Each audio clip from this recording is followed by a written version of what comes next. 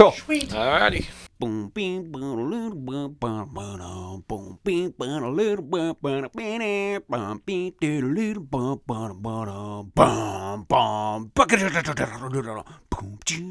What's going on, everyone? This is the Aggie Gameday Extra Podcast. I'm senior Texas A&M sportswriter Travis Brown, alongside one Max Crawford. Max, how are you, buddy? I'm very well this afternoon. How are you? I'm lovely. It's kind of gross outside. Can you It fix is a little bit. It is a little bit, but forecast verified. By fix it, I don't. I think it depends on your definition of fixed. A lot of people are a little ticked that it is not going to be a chilly one at Kyle Field on Saturday. Plenty of people are perfectly fine with it, but there have been some people in my mentions be like, "It's December." Be like this. It'd be like, I'm fine with it not being chilly. Hey, but I do want a chilly Christmas. Yeah, you're not going to get that too many either. of the, of those 70 degrees. You're out in shorts and t-shirt. Yep. It's not very festive. Well, it's a tradition now, but it's exactly what we're going to do this Christmas. So, Oh, good. Oh, good. Well, we are, as I'm sure everyone would imagine, a little slammed over here, getting ready for this big matchup against Texas A&M and Miami in the college football playoff. So we're going to have a little bit of a different format today, a little, maybe not abbreviated, but the match, this part will be abbreviated. We're going to go and jump right into the matchup here in a second, talk a little bit about this game. And then for the second half of the podcast, I talked with former Texas A&M volleyball standout Hollann Hans to talk a little bit about what she's seen in this A&M volleyball team that is headed off who's already headed off to the Final Four. Will face Pittsburgh in the semifinals. So a little different formats, but we'll get right to the meat of it, and that is the matchup against Miami.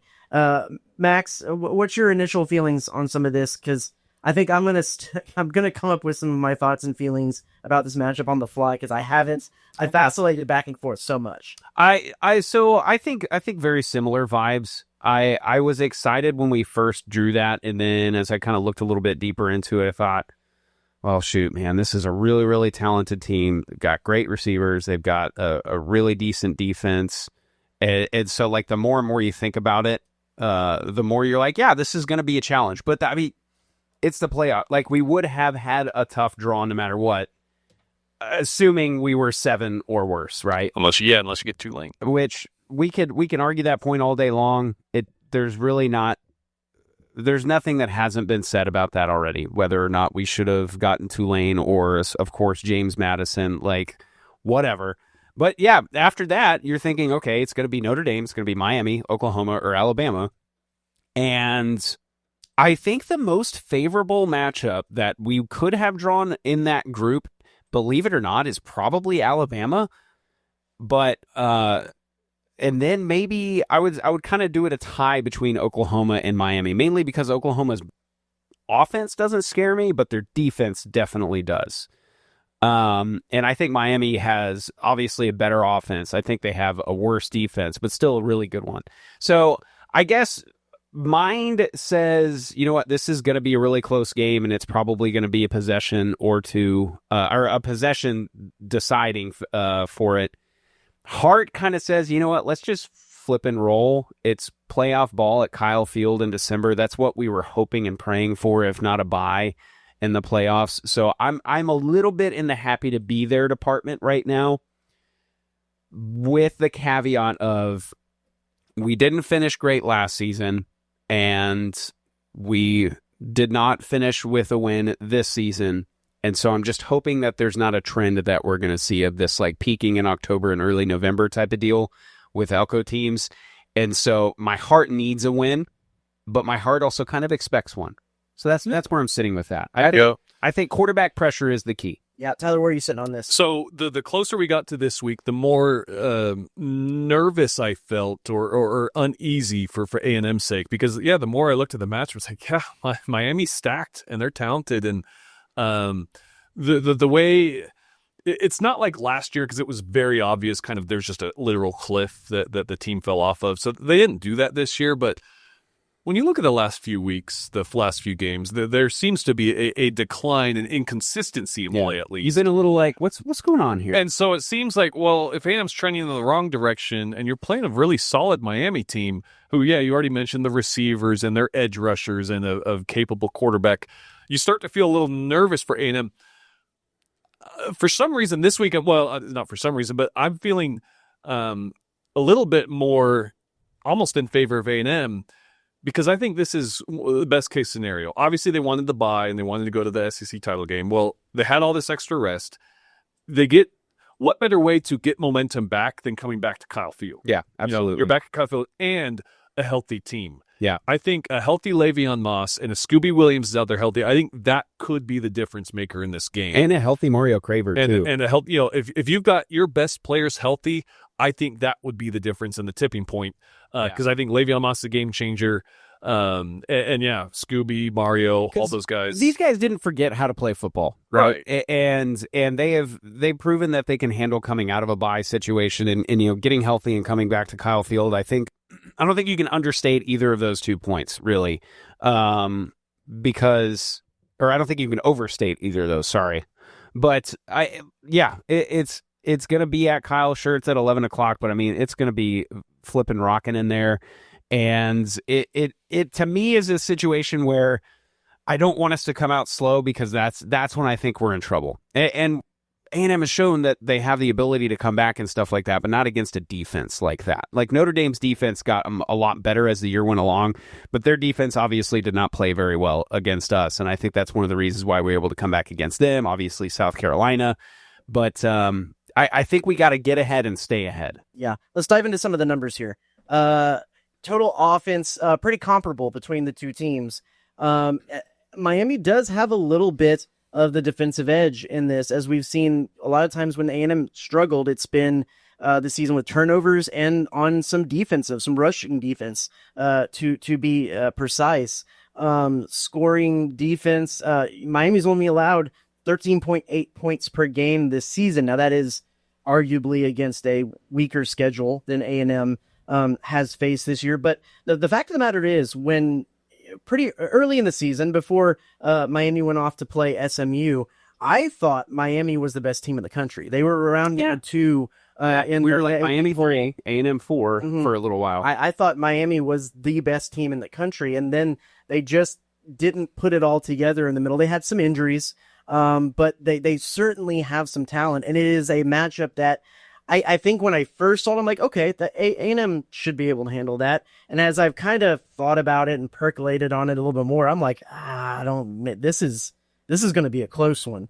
The two other things to look at: turnover margin. Miami is 0.75 turnovers per game. A&M's in the negative, and a lot of that is because of the end of the season. They turned the ball over a lot more, but a lot of it too is they haven't really forced a whole lot of turnovers this year, and that is those sudden change instances in must-win games like this can be absolute backbreakers for teams. So the other one is the third down matchup should be pretty good. A&M, of course, number one in the country in third down conversion defense, only allowing 22.7% of those conversions to go through.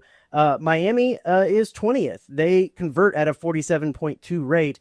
They faced, I was trying to go back and look at this, when A&M faced Missouri earlier this season, they were like in the top 10 in third down conversion percentage. They were really good at that. So A&M's seen a better third down conversion team. Now, granted, they also faced Missouri with a third string quarterback, so it was kind of it was apples to oranges there.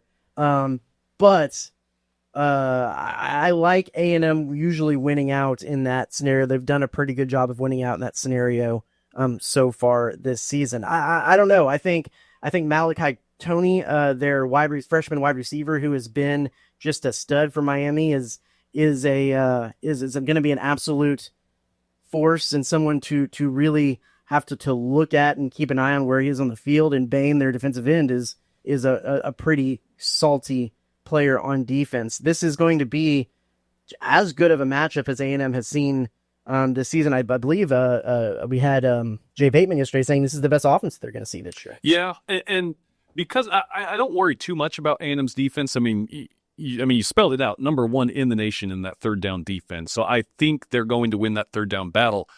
But what's been kind of a crutch at times has been their run defense. And so depending on how much they're locked into just locking down Malachi Toney, is that going to open up some running lanes for Miami? And, are they going to be able to just kind of extend drives and run the ball on Texas A&M? That would be a key.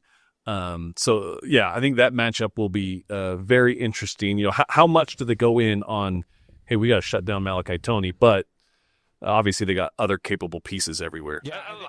How do you feel about the A&M defense against this offense, Matt? I think I feel, like I said, I feel better about our defense going up against their offense than I would have against Notre Dame, to be completely honest, because Notre Dame would have just pounded it off. Right. Yeah. And I think that is going to be a sneaky part of the game.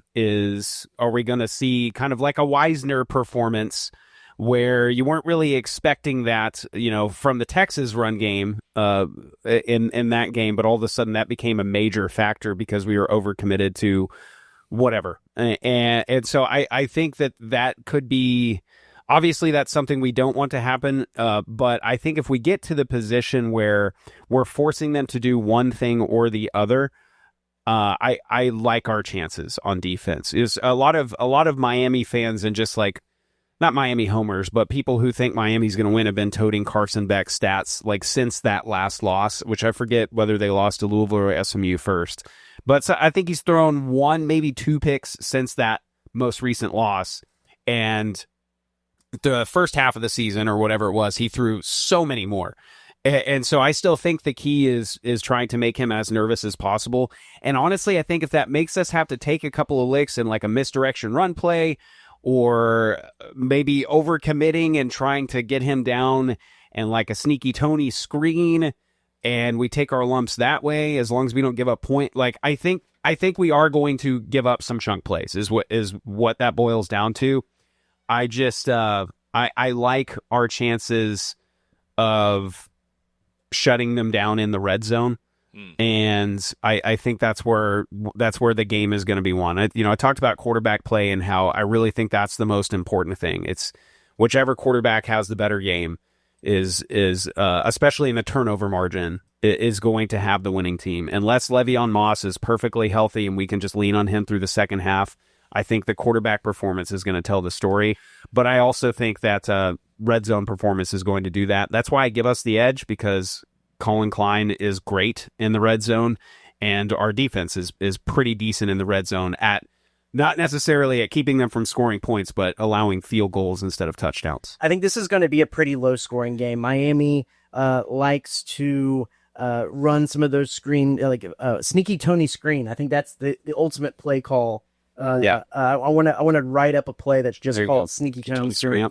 I think both teams will probably try to feel this game out a little bit, kind of hit some jabs early before they try to throw any haymakers. A&M is probably going to have to rely on the outside game, the outside screen game, the RPO game, to try to kind of spread out the Miami run defense, because they're probably going to put a lot of guys in the box. They're really good at rush defense. In fact, they're 7th in the nation, allowing 86.8 yards per game this season. I would expect them to put a lot of guys in the box early, especially if Le'Veon's back there, and kind of try to send a message to him a little bit early. And so I think if the game opens up, it's probably not going to be until the second half. Yeah. Might be a little bit more low scored. Could be kind of similar. I think A&M fans would hope it is the opposite of that, but it could kind of feel and look similar to the Texas game. Yeah, I think so. In that. You also, sorry, go ahead. No, you also mentioned Missouri,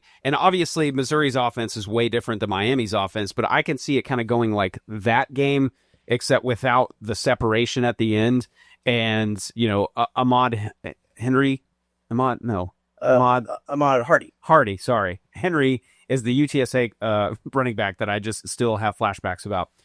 Henry is UT. Yeah. You got it. Ahmad Hardy was kind of the X factor for the Missouri team that kind of made it seem like, oh, maybe they're coming back in here. And obviously their quarterback play was really bad. So, schematically, Missouri and Miami's offense, like there's no real comparison there. But as far as like two teams with two good defenses, kind of rock 'em, sock 'em for like the first half, and then maybe there's some separation in the second half, I could definitely see that. And that's just again where I give us the home field edge, and assuming we have a still perfectly healthy running back stable, that's where I would hope that we'd that we'd start to open it up a little bit. But you know what? I said the same thing like 3 weeks ago against Texas. I thought that was the formula to beating Texas, is to take your licks in the first half, get the schemed drives out of the way, the scripted drives, and then just kind of play your game and show them that you're the more physical team.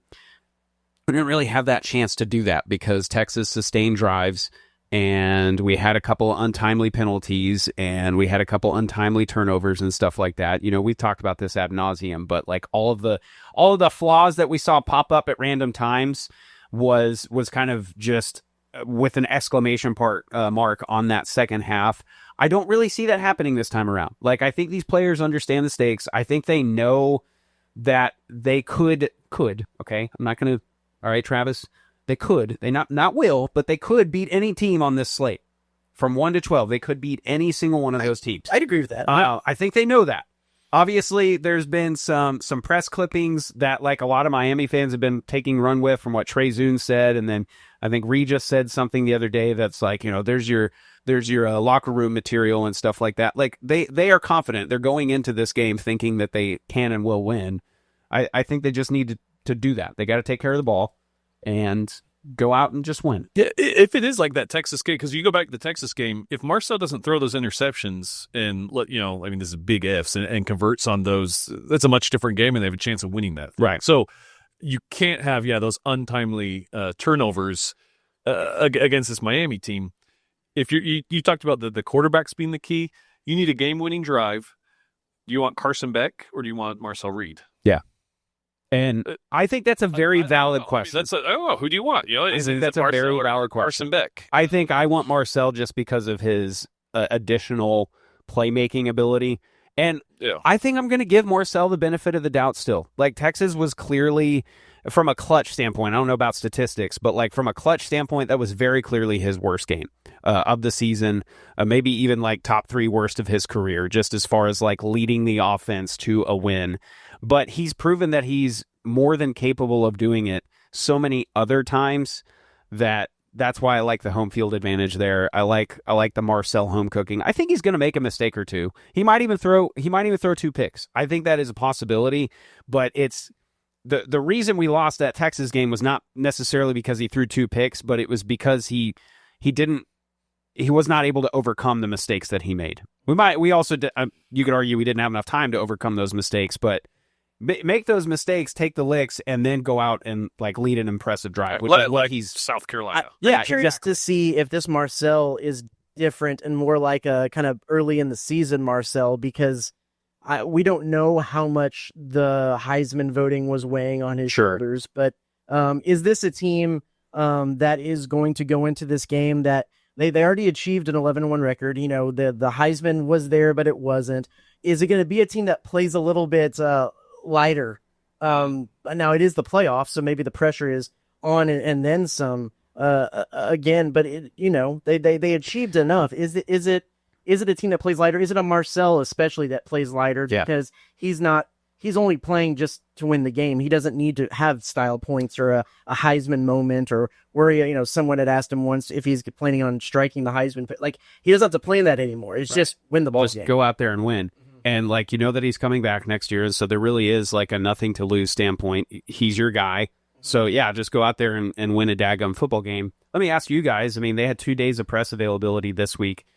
What were the vibes that you got from the players? There's obviously a lot of moving parts here. We've got 2 departing coordinators and things like that. But to me, from just the fan perspective, from the Elko to Bateman to Klein pressers and listening to a couple of sound bites from the players, to me, it seemed like it was pretty business as usual. It was. And I will say with the coordinator thing, I think Colin Klein being a head coach, like he is a head coach right now, almost might help in this. He seemed, and this is just from a up on the podium kind of thing, he just seemed so much more loose and like, he's got nothing to lose, right? So he's got nothing to lose. I think this could be a very good game that Klein calls. Yeah.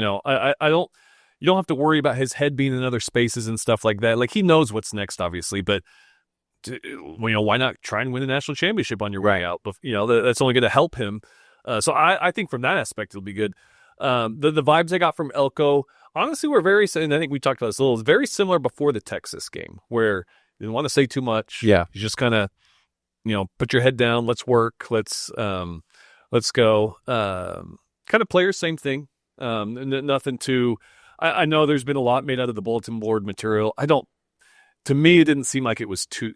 Yeah, things are taken out of context. Sure, at the time. of course. I don't think that they came in all pompous and had that oh, we don't worry about Miami at all. I think like you said, I think it was a business like usual kind of mentality. The other thing that we need to talk about in all of this is the kicking game. And I know we've talked about it a little bit, but Max, you're the one who kind of brought it up first back. And when you get in these big game situations, it could come down to a college kicker situation. Yeah.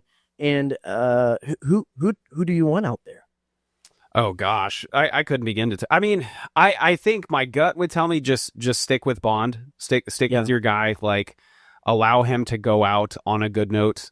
Whether he does or not remains to be seen. But I think especially from a longer kick perspective, that's where I don't worry as much. It's almost like the chip in ones that are on a hash that I really worry about a Randy Bond kick. But if it's like a 45-yarder plus.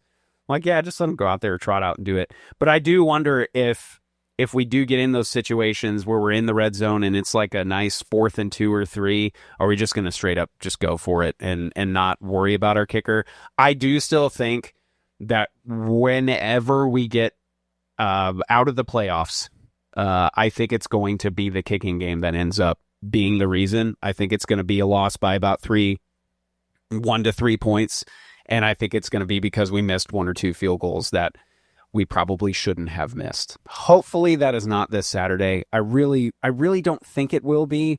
I would be much more concerned about that, assuming we go on to play Ohio State. College Game Day is going to be here, so they're going to do their Home Depot kick for $100,000. But yeah, you have to bring that kid in. Yeah. Going back to your question a little bit too, I think the vibes did seem similar to before Texas, and for the most part, especially the defense. If the defense comes out like it did in the first half of the Texas game, that's gonna be great. Arch was 8 for 19 at one point. Didn't look great. Yeah. So Carson is a similar guy. He's not as fast as Arch, but kind of more of a you hope that he wins the game with his arm type of quarterback. And man, honestly, the more and more I try to figure out what this game is going to be like and stuff like that, I think as a fan, I'm so grateful for the season that we had and how cool it is that we can wrap it up with one more game at Kyle Field. Hopefully not wrap up the season, but you know what I mean? We get another home game. And that is so flippin' cool. And chance to go to the Cotton Bowl. Yeah, and that would be there's grassroots organization to get Cotton Balls and have those ready just in case we win. It should be a really, really fun Saturday at Kyle Field. I don't think we're going to get blown out. I think that's near impossible. If we lose a close one, I'm sure I'm going to be pretty downtrodden about that. But assuming we go out there and we see a team that gives it their all, it's going to be pretty hard for me to feel like this season was not a success. Especially when you go back and listen to some of our podcasts and talk about what's best case scenario? What's the best thing that we can reasonably hope for? I think all three of us would have been 9-3, maybe 10-2 would be the best that we can reasonably hope for, right? My column at the beginning of the season was that I had them at 8-4, and it was 8-4 until they proved otherwise. Yeah. And we proved otherwise. Not pretty much 11-win season. Right. Pretty much every BAS demon was slain. Except for a couple. Yeah. But that's okay. You can't slay all the demons in one season's time. So I the trajectory of this program is absolutely insane, and I think better than what anybody could have expected. And I've said this on the record before. I think Mike Elko is going to win a national championship. Is it going to be at A&M? I sure hope so. But I think he is going to get it right eventually. And this new age that he has absolutely embraced, I think he's more than equipped between the years to assemble a program that will win it all at some point. And I said several months ago, I was I hope we're patient enough with him, because I did think that 8-4 again was a huge possibility. So I think we're ahead of the curve right now. So that's where I sit with that. Let's prediction time. Yeah. Okay. What do we think, Max? Do you want it, since you're flowing? Do you want to go ahead and keep your flow state going with your prediction? Yeah, I like your low score prediction. I guess this is not necessarily low, but I think I'm actually going to say the same score that I said for Texas, which was 24-17. That's about. I think it's going to be team in the 20s, team in the teens. I could see it being flip flopped. I could see it being 24-17 Miami, but I think we do something of that variety. That's where I'm sitting. I'm along your same wavelengths. I'm going, again, I told you because of the health, I'm going 26-23 Texas A&M. Yep. I can pull it out. I'm going to go 21. Well, okay. I'm going to put this. Every game this year, I went exactly with my gut, and I said, this is what my gut's feel is. Not necessarily like the head or the analytics per se. My gut is saying Miami wins. The logical part of my brain says A&M 21-13. I'll go with the logical side. But I will admit that this is the first one that I'm kind of going against what my gut thinks. I think my gut thinks Miami wins, but I'll say locked in A&M 21, Miami 13. Right. No turning back now. No turning back now. Okay. No turning back now. No, we are going to take a little break, and at the other side of it, I spoke with former Texas A&M volleyball standout Hollann Hans, and she kind of looks a little bit at where this A&M volleyball program is now and the excitement going around it as they head to the Final Four. We'll be back with that. Over 40 years ago, my parents started C&J Barbecue, and today we continue to honor Dad's legacy with the best barbecue in the Brazos Valley. With locations on Harvey Road, Southwest Parkway, and our newest location on William Joe Bryan, we carry on our family tradition of serving up award-winning barbecue, sides, and desserts. We also offer delivery, catering, as well as custom menus and private chef services. Come visit us today for some of the best barbecue around. C&J Barbecue. The C is for Chip, the J is for Joe, and the barbecue is for you. All right, welcome back to the Aggie Gameday Extra Podcast. I'm here with a very special guest, and that is former Texas A&M volleyball standout Hollann Hans, joining us, not really live because it's a podcast, but from Corpus Christi. Hollann, thank you so much for giving us a few minutes of your time. And I guess first, we'll just start off with tell the folks who are Aggie fans and followed you, kind of what are you up to these days?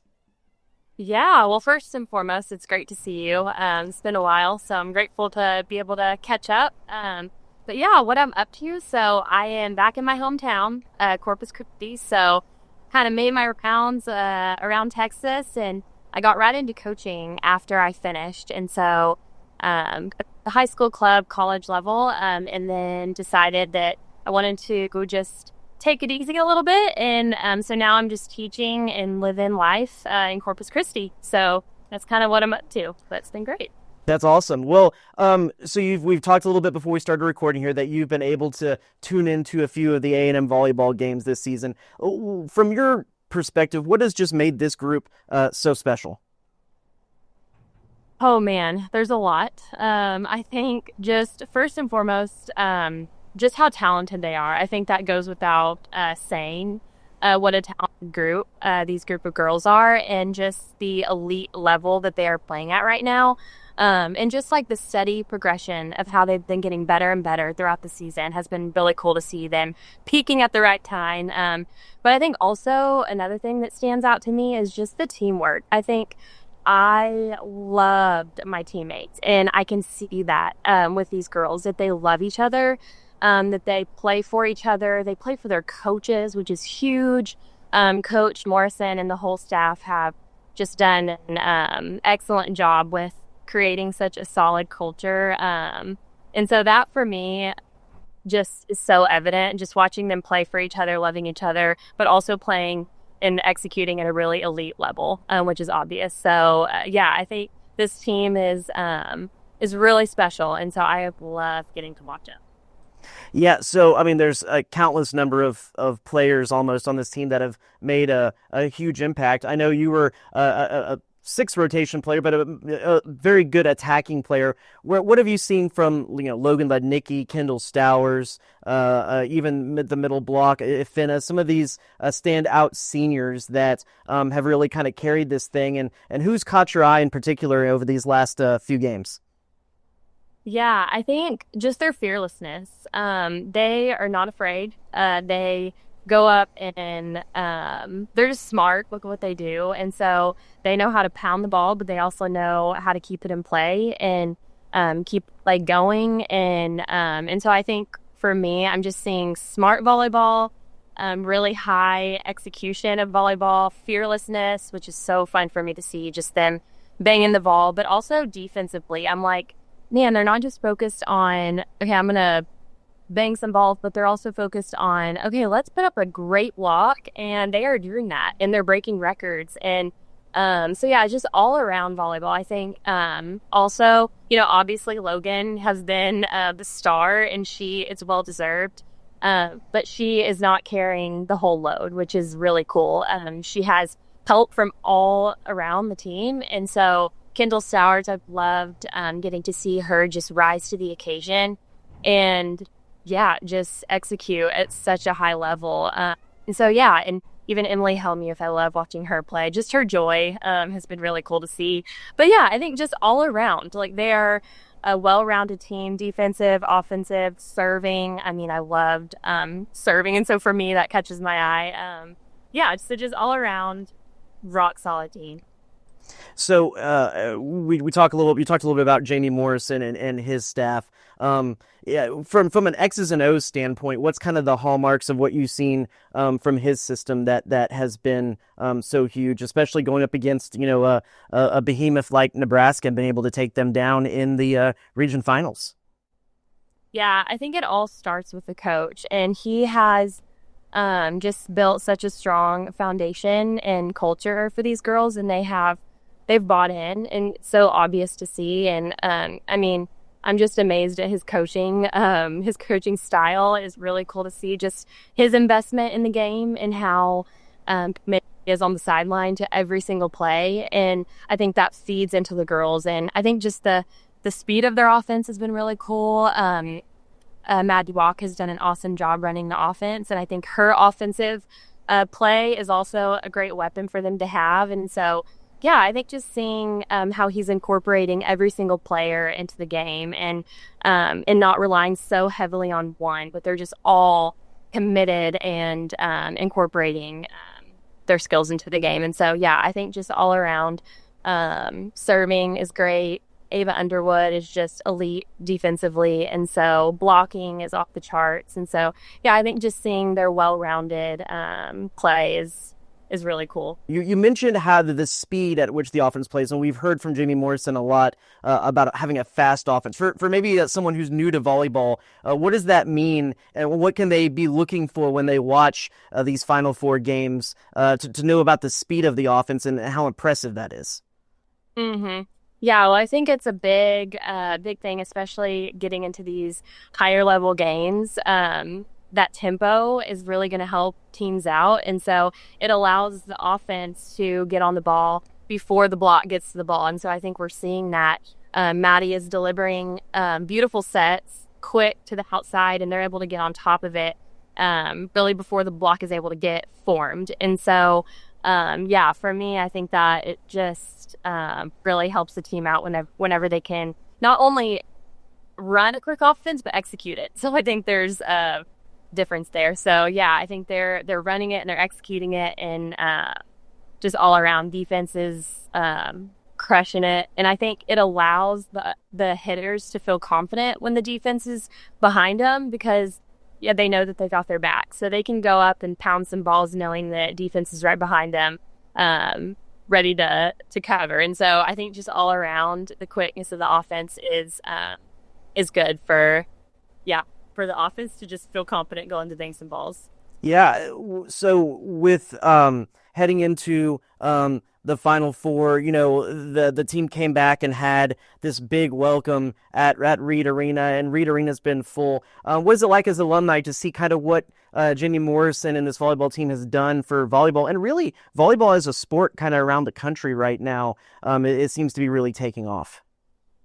Yeah, I think just as an Aggie and former alumni, I am beating with pride. I just see these girls and all the hard work they've done. When I was a senior, these girls were being recruited, like Ava, Logan.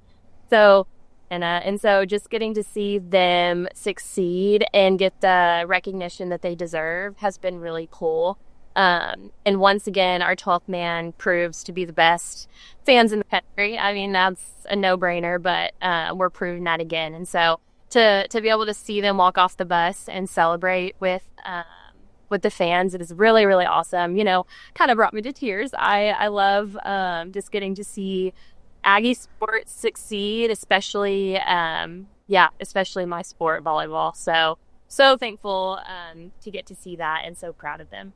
Yeah, and with that Nebraska game, I mean, that was some intense volleyball. What was some of your favorite moments about it? And I know that was the one set that they didn't win, but had you played a 37-35 set before that? That was wild. I don't think I have. I mean, maybe that I can't remember. I feel like I'd remember that. But no, that was awesome. I think just the relentlessness that they showed, and Logan said it at the end of the game, just like grit. And that shows that. And especially like you lose that set, that hard-fought 35-37 set, but then you come back and you win. Like that's hard to do because a lot of teams would just be defeated after that. But they just turned around and gave it right back to them. And yeah, I mean, that was just some of the best volleyball that I've watched. And it's really cool to see A&M succeeding like that. And yeah, I think for me, another thing that I see is just their determination. Like they get excited, but they're also next play. And for me, that it is really, really important to just have a short memory and be able to respond like the way that they do, whether it's good or bad. And so, yeah, I just think it was really, really awesome to see them do that and exciting to watch.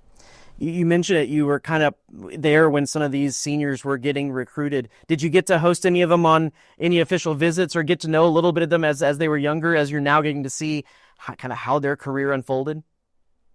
Yeah, I mean, so we didn't ever have any officials with them, but I remember them on campus quite often. And I remember summer camps. And so that was the first time that I got to meet Logan, was at a summer camp. And we were excited because we wanted her to come to A&M, and just getting to, get to know her a little bit then, and seeing her grow has been awesome. I mean, she's so fun to watch, and just their humility is really cool. Like, they're so good, but they're also humble and they're hungry. And so I know quite a few of them, Ava.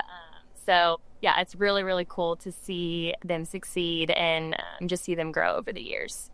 And we'll close it out with this. You played in plenty of big pressure-packed games. None of them are going to be as pressure-packed as going to the Final Four this year. What do you expect or hope to see from the girls this weekend as they go out there in this pressure-filled environment? And maybe some strategically, what do you think will be best for them to be able to come out successful and maybe bring home a national championship? Yeah, I think that nothing really should change with the way that they have been playing. I think if they play the way that they have been, it's really hard to stop. And I can see them making it to the finals and winning. Honestly, I think that with the type of talent that they have, but the type of, like I mentioned earlier, grit and determination and focus, they're a really hard team to beat. I just think that continue to have their fearless mentality. No matter who's on the other side of the court, that doesn't change the way that they should play. And they have proven that they are able to play against anybody, that they are able to respond to anything, that they are battle tested. Those 5-set matches will battle test you, and they've been able to prove that they can do that. And so, yeah, I think all the teams are great. So these Final Four games are going to be tough, but if they play their game, then like I said, they're going to be hard to beat. Well, Hollann, thank you so much for giving us a little bit of your time to break down some of this volleyball stuff. It's an exciting time here in Aggieland with both volleyball and football playing for national titles. You're going to be able to watch the football game this weekend as well, I assume? Absolutely. Yes. Volleyball, football, I'm all about it. Well, thanks again for everybody listening. This has been another edition of the Aggie Gameday Extra Podcast. We'll see you next week.